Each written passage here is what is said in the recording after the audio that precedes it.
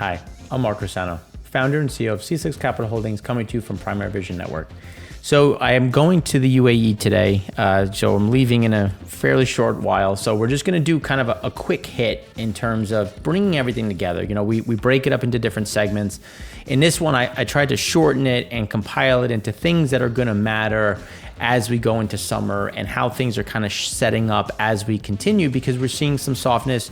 You know, Germany technically has now entered a recession, you know, based on the economic data, you know, so that you're starting to see some of these things that we've been talking about, some of the softness that's in the world right now, really starting to bubble to the surface. And that's the biggest concern that we have heading into summer, which is typically a very active period for spending, for travel. And that's why we have these concerns. And again, like as we've said before, it's not that they're going to go down in the summer. They're still going to go up. You know, the summer is going to be stronger than the spring, which is going to be stronger than the winter, and it'll be stronger than the fall. It's just, what is the level that the market is expecting, and where do we sit right now?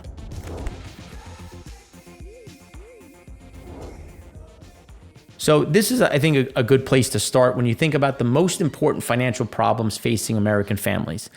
And it's the high cost of living inflation. I'm pretty sure that because we're merging all of this, I would guarantee that you could ask this into European families, Chinese families, Brazilian families, they would come up with high cost of living inflation. I don't think that would be a break from what is normal. You might have in China too much debt being at the higher level.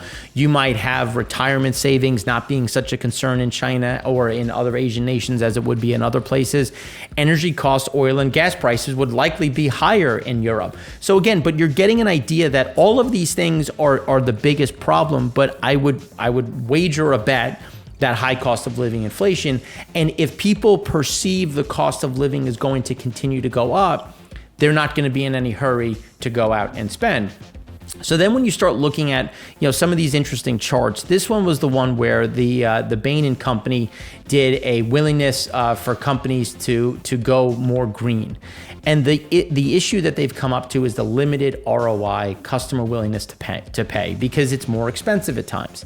And there's very limited ROI, which is actually diminished even further as you've had rates rise, as you've seen, you know, some of these projects were sanctioned, assuming zero interest rate policy. So again, these, these two problems are going to persist, which is why we see some of these pressure points on the green front. And again, you know, looking at what we're doing, we've launched C6 Infrastructure Partners, which is looking at sustainable energy transition, because we found projects that meet PE multiples, even though it's still addressing the issue. So there is a possibility out there. It's just getting more specific and looking more at things that are a TRL 9, which just means it's commercial ready, versus a TRL 4, which is still in the lab. And I think we have to balance that a bit more, and we're focusing more on bringing those things to life. But there's going to be problems ahead when you look at, well, you know, if all of these pressure points continue, well, how am I going to be able to go greener or push some of these other initiatives as you see this shrinking? So growth in exports by the four major Asian trading nations project about negative 14% EPS growth for the world in 2023. And again, it's negative 14% EPS growth, but it doesn't mean that you're going to get negative 14% in GDP. It just means that this is a pressure point. And because many of these nations are export driven, this is going to be a huge anchor on growth. And it's just going to hold things down.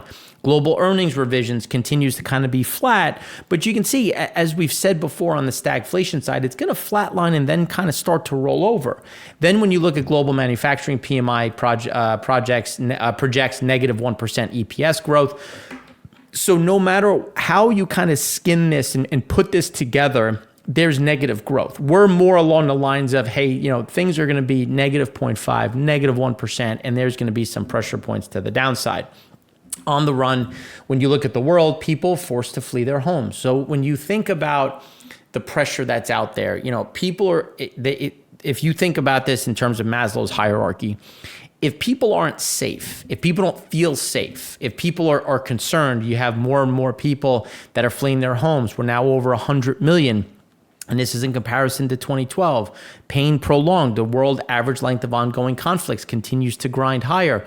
This is going to be a problem. And it's something that's going to grow. We've talked about the pressure. We've talked about the issues that continue to impact a lot of these areas. Central Asia is a hotspot right now. We've seen the issues that continue in Africa and parts of Southeast Asia. When people can't eat, when people feel this stress mounting, they're going to lash out and have these problems. United States of America is a big buyer. And so if they're not buying, if these emerging markets aren't buying, the US is slowing. Emerging markets are so important for the export world. Well, you kind of get an idea, well, how are things going to transition or continue to grow if your largest buyer, the US, in the world is slowing? Sales manager index, just kind of bumping along the bottom. Business confidence starting to roll over again. Market growth index starting to roll over. Sales growth index negative. Prices charged remains elevated. Again, this is kind of showing what we've been talking about on the stagflation side. Profit margin index starting to roll, which again is gonna limit capex. It's gonna limit spending. It's gonna limit some of the new hires, which is why staffing levels should also start to come down as well. When you look at the Fed, there's still an expectation that you start to get some of the softness in rates. You can see that but it has shifted higher. There is this view that you're going to kind of stay at these elevated levels. Investors still pricing in rate cuts by the end of this year, but have eased up on the magnitude when comparing to expectations. And we did the same. After some of the numbers, we're like, oh my God, we were at 5.25%. Now we have to probably be at 5.5. We're kind of back at that 5.25%, but we still think it's going to be over the course of the next 12 months, not this starting to roll over as we go into the back half of December. And then when you start looking at loans and you start looking at commercial banks, industrial loans have kind of flatlined. Small banks have bounced a bit. You're starting to see some of that larger kind of flatlining coming down. All commercial banks and commercial and industrial loans roll over. And here's where, that mix comes in, where you can see how far we are from previous highs, when you saw small banks really go out there and lend. And it's just, they're going to kind of bounce around. And if anything, if you look at where we were in May of 2002, that's where you can see that there's still a lot of loans going out there. So there's still some downside, which is why as the tightness continues, you're going to see this contraction again and again. And if the U.S. is contracting on loans, if banks aren't lending, we continue to see that tightness, you're not going to see as much lending. You're not going to see as much purchasing. And that's going to reverberate through the global economy. U.S. commercial bank deposits off the highs, largest drawdown since 1975. But again, they're not leaving the bank. They're going from savings accounts to money market accounts, and that continues to be an issue. And this is what we've talked about on that consolidation. Lending standards and commercial and industrial loans are shrinking, and the leading indicators for it in terms of what we're seeing shows that there's more pain ahead. But if you think about where we were last May, of course, like things are worse. We have mortgage rates back above 7%. You have credit card rates back above 25%. So things are going to get tighter. Credit card supply and demand. You're seeing some of those reporting things where stronger demand for credit cards is shrinking because, banks tightening standards. So the bank is like, well, I'm not going to just rubber stamp approve you anymore. And if I do approve you, it's going to have a tighter credit limit. And some people are like, look, I have so much credit right now, I don't want another card. So again, that's where you're also seeing some of these down in general.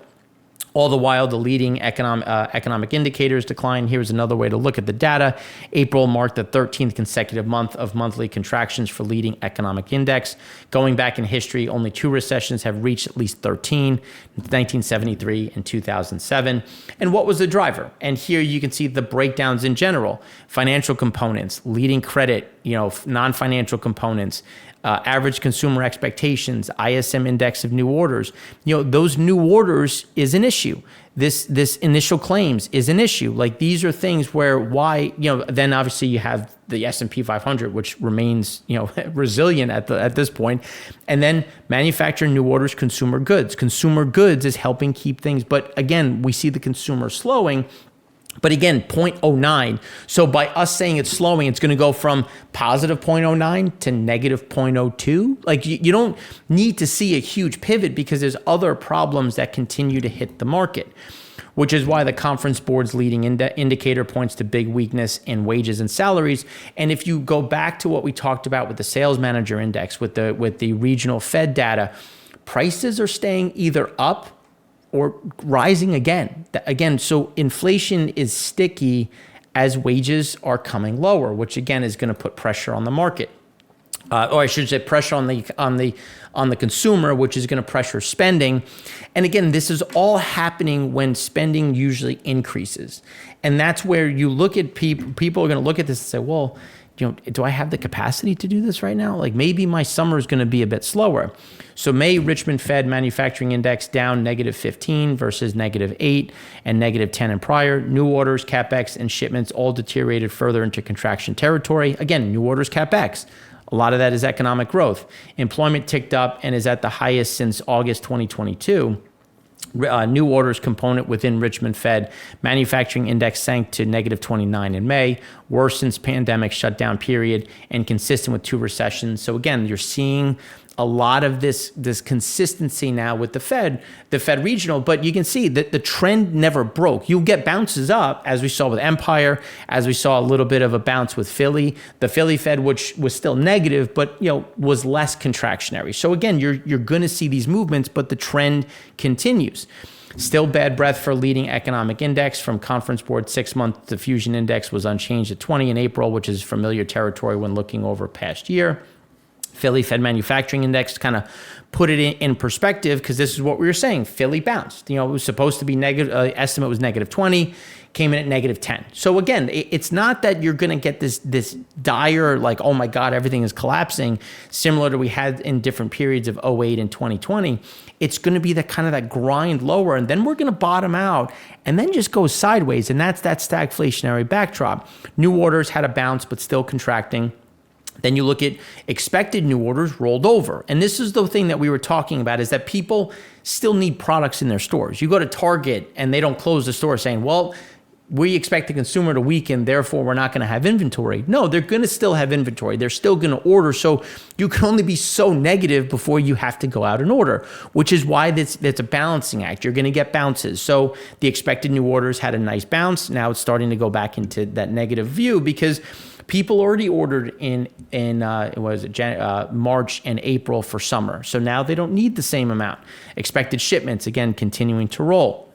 Bank of America credit and debit card spending per household on travel. Month-on-month travel spending has moderated in recent months. And again, that's not a good thing heading into summer when travel typically picks up. Credit and debit card spending per household on travel-related categories, flatlining, again, starting to roll, but it's still elevated. So there's still more than enough room to the downside and still go higher, because, again, you have to think about our timing. You typically spend more as we enter into summer. So that's why the month over month is very important when we look at what is to come over the coming few months. And then when you look at some of this divergence, so you look at lumber and home builders diverging, and we're going to talk more about this a little bit later, because it's important when you look at how are things impacting, how are things moving. In the lumber market, the Home Depot earnings are showing that, well, maybe home builders should be coming down a bit. But again, we've been there in 07, 08 when Bear Stearns went belly up and everything rallied. So again, sometimes it takes time for some of this to move through the system. CPIs fall, driven almost all by cyclical inflation. Structural inflation, again, starting to roll, but you can see it's rolling, but still higher. And that's why then you're looking at year over year. So even year over year, you're still not in a good position.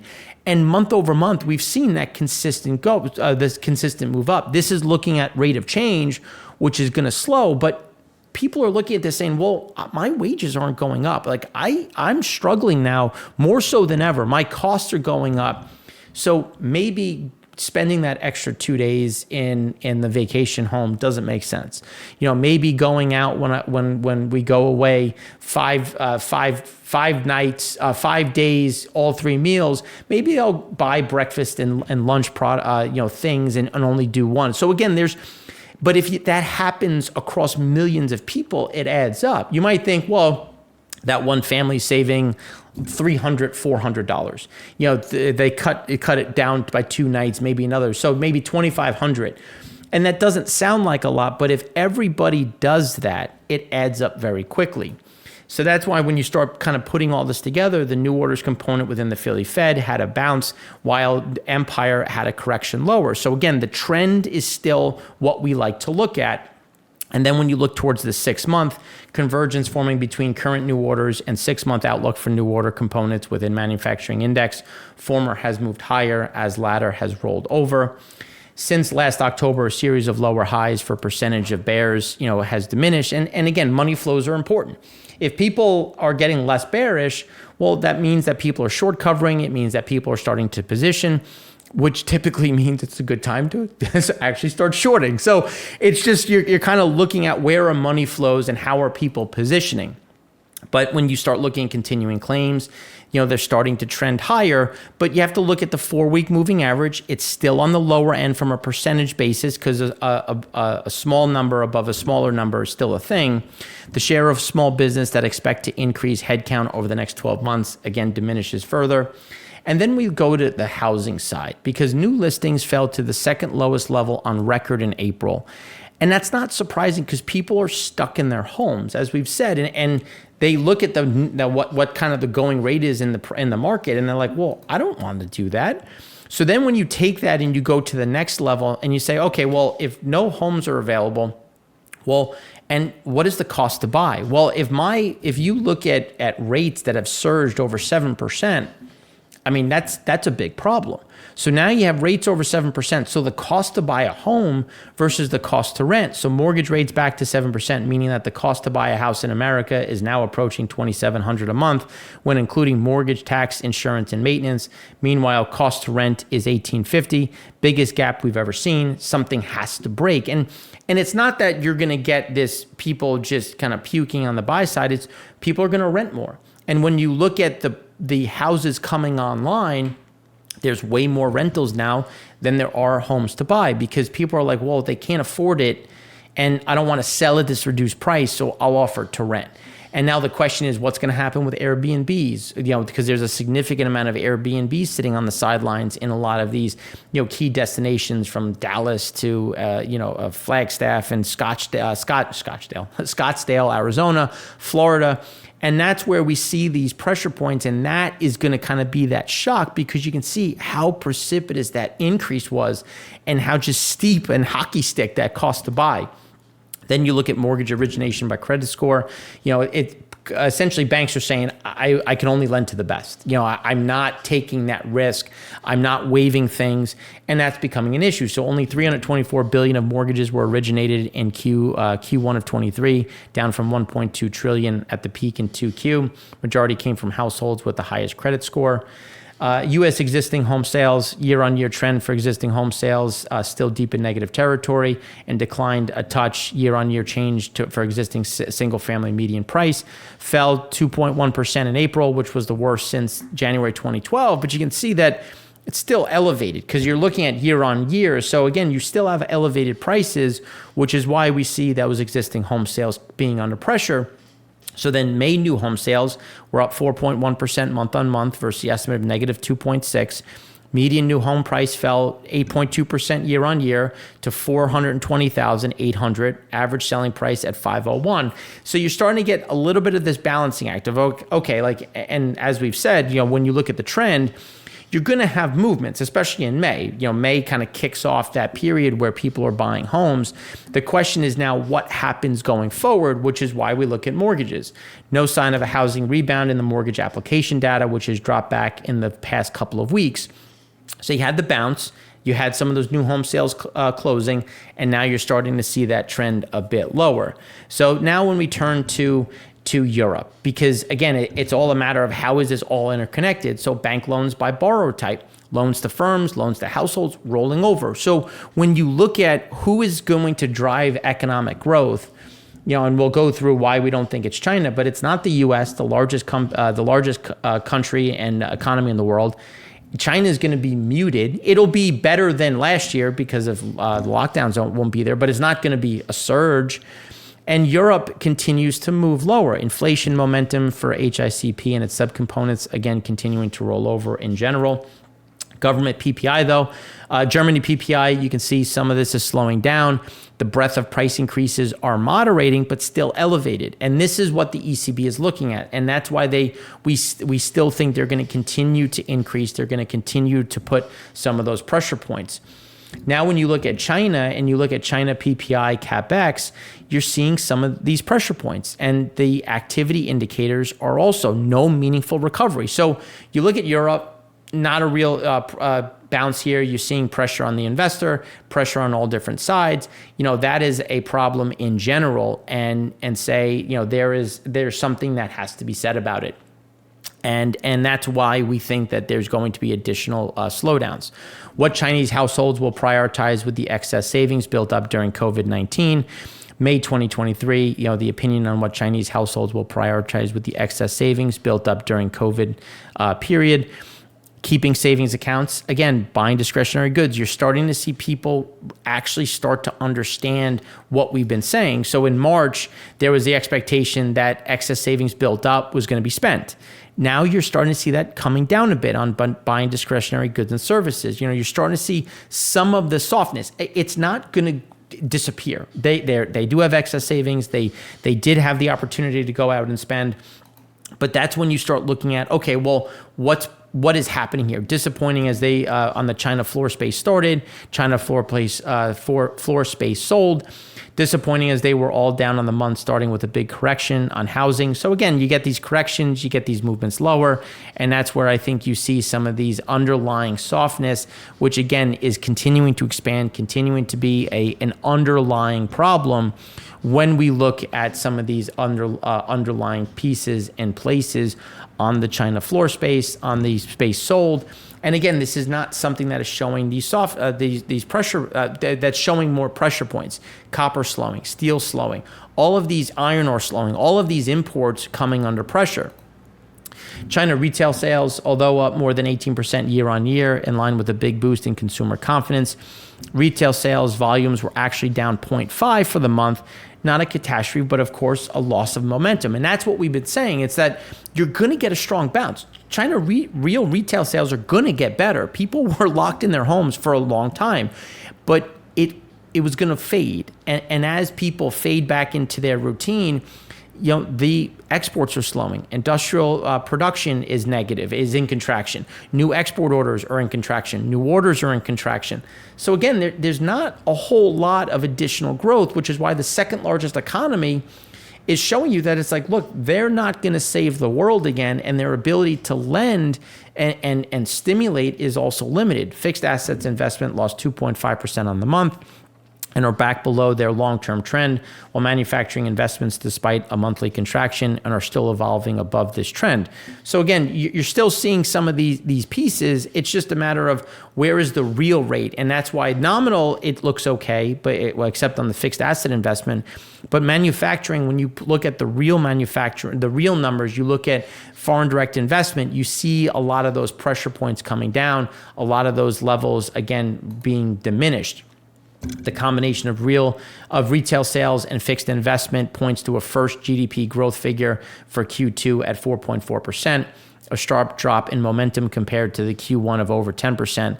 But again, it's just a month of data, but you're getting an idea that it's like, look, your Q1 was going to be good.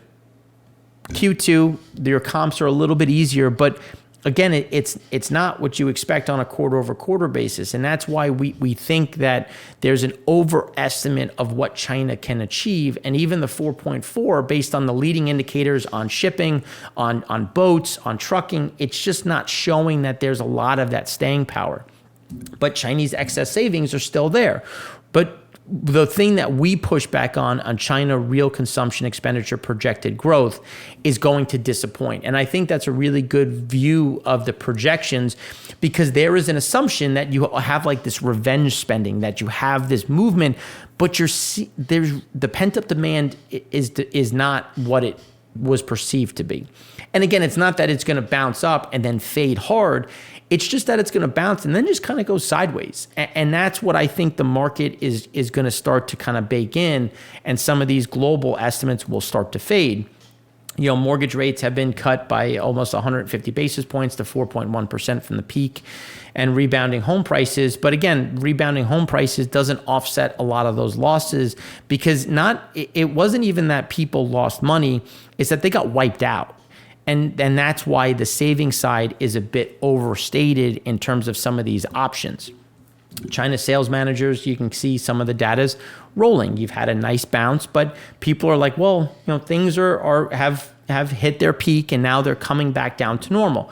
Business confidence is fading, market growth, sales growth, prices charged coming down. But prices charged coming down is an issue, because if demand was so strong, prices should be stable. And I'm by no means saying that prices would surge, but you'd have some stability in pricing.